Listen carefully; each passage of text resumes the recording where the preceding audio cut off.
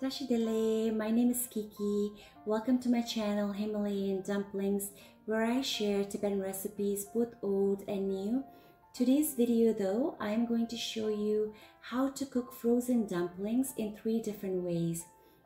Especially during this time of self-quarantine and social distancing, I imagine many of you are perhaps indulging in your love for dumplings as I am.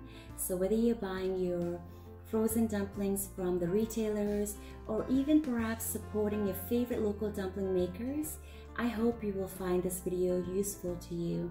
And before I get started, please consider subscribing to my channel and feel free to share this video with your friends and family as well. Thank you so much for watching and you take care. Vijayana.